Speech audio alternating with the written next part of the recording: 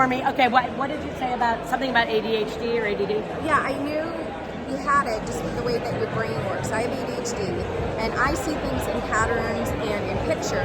So because I do YouTube, anytime I'm thinking about something, I see it like a movie or a pattern. And so when you were explaining what you do and your passion, and you're thinking it out as you were going, I could tell you had it. And so that's why when you were saying for work, you didn't like being in the box because you had all these ideas. But some people are just so like A, B, C, D, E, F. And you're Boring. like, yeah, and you're like, you know what? But if we curve a little, we can get there a little quicker and maybe a little bit more productive, or just like, let's get there.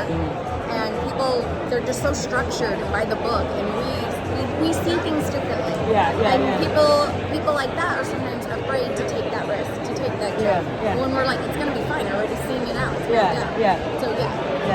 So in a work environment, so I was diagnosed at the age of 16 in June of 1991.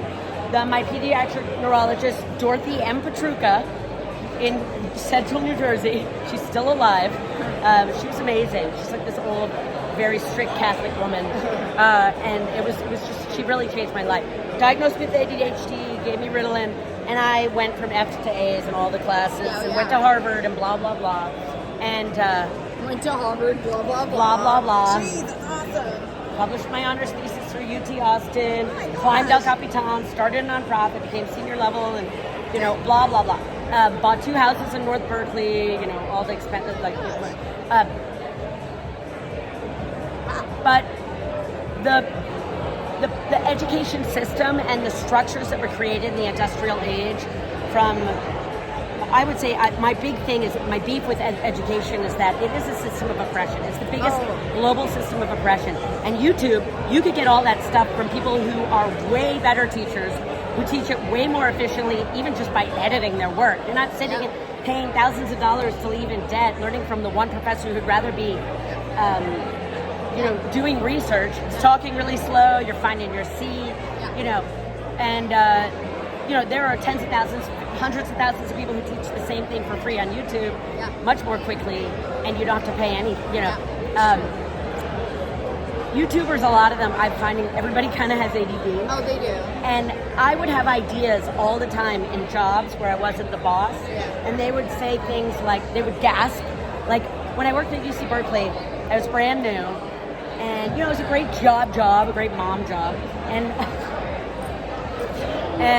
because it allowed me time to be with my kids. But I had this idea at the time. The dean, who's now the chancellor, I was brand new, and he welcomed the new employees, and he said, all right, fundraisers, what ideas do you have to help us make money? And I said, everyone on the wait list, it's like splitting hairs. The people on the wait list are basically as good as the people who get in. I said, why don't we do, the thousands of people that are on the wait list, why don't we have an auction starting at $1 million, and it's an anonymous auction, start at $1 million and say, all right, we're going to let, the top 10 bidders get in. Bidding starts at $1 million. Wow. For everyone on the wait list. And everyone gasped. And you know what? If 10 people gave $1 million, that would be a huge endowment. That would allow a lot more people access to public education. And everyone gasped and told me that was unfair. I think the pros are much higher. So that was one of many countless creative ideas that I came up with that were shut down. Which is and crazy, so innovation. It would have brought more people to want to apply and be on the wait. It would have brought more traffic to the school. It would have allowed people to go to school for free. Yeah, but it would have also brought more traffic to them and to the area. There's so many benefits. There's so many benefits. I come up with ideas a lot, and they scare people. It does. That's what I'm saying. It's scary to people to take risks like that. Right. Well, you know what? Fuck all of you people with blinders on. I do have a lot of respect for the guy that is now the chancellor, and the system worked for him at the time when he went to UC Berkeley, because there was no YouTube back then. There was no other way to level the playing field. At that time, it was the biggest pipeline for access to high quality education. But now it's antiquated. It's out of date. Okay. YouTube doesn't mean you're just staring at a screen. It's an entry point. And then you have things like this, where people come together You know, there could be every day an access for different things. I mean, I'm so glad that I found YouTube. I'm glad I found you. I can't wait to learn from your cooking class. Now I'm learning to cook. I never knew. I was always like opening these cookbooks. I never cook. My husband doesn't cook. I'm like, I don't want my kids eating hot dogs, but you know, now. Anyway, YouTube. Everyone should have a YouTube channel. Everyone has a unique perspective. Everyone has unique strengths. Everyone has something to offer.